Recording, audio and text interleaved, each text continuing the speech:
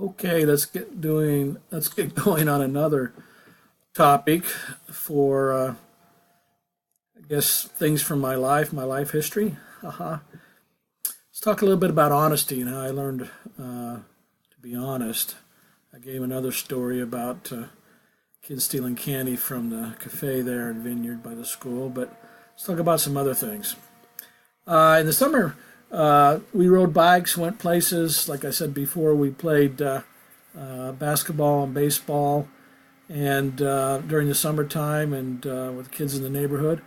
We were down at Union Elementary. It was school. It was summer vacation, so no one was around, and we'd go down. I think we were playing baseball on the diamond, and then just hanging out and goofing around. And they had it was an old school built in 19 something, so they had added a fire escape, a metal fire escape, on the back of the school for the second story.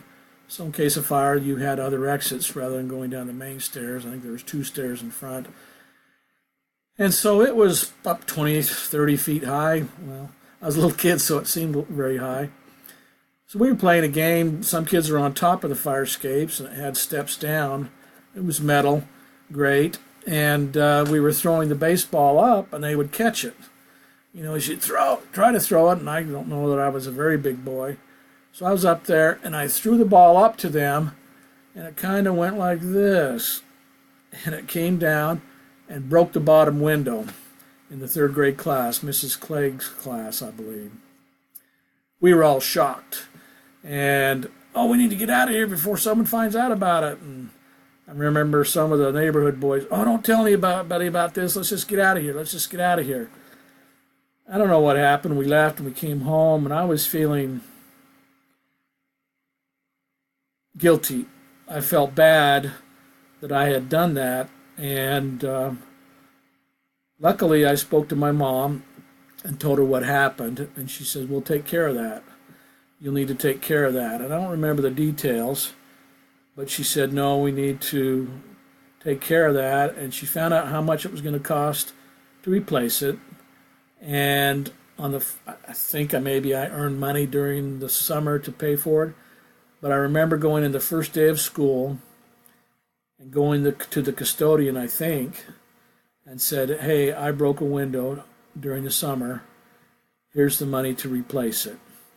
And that taught me a very good lesson, and one I've always remembered. And I think he thanked me for it and was impressed that my mom and I, maybe Dad too, anyway, had done that. I was not very good about windows in the Vineyard period. I don't know if the old folks remember, they used to make this salt and flour mixer, whatever, and put some starch in it, maybe it was salt and starch.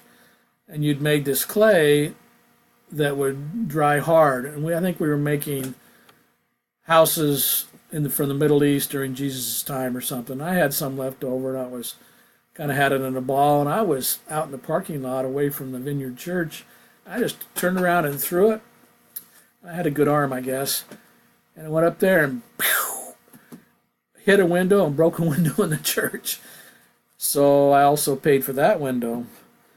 And then I remember in the old red house in Vineyard, which was still there for a number of years,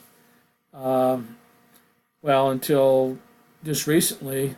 It was owned by the Utah Valley University, so it stayed there and stayed there. But my older siblings, brothers and sisters or whatever, would tease me. I would go out and take the garbage to the compost pile or whatever, something in a pitcher. I remember doing it one time. Then I'd come back in to get in the house, and they'd lock the door. So they were teasing me, and I'd get mad, and I did this, and whatever. So I think at least once, but maybe twice, I hit the pitcher or something into the door, and I broke the window. I don't know what Mom and Dad did about that, but I always tried to be honest. And when I was older, I was going to BYU. It was what they call Dead Day. And I'm getting deja vu like I've already said these stories, but maybe not.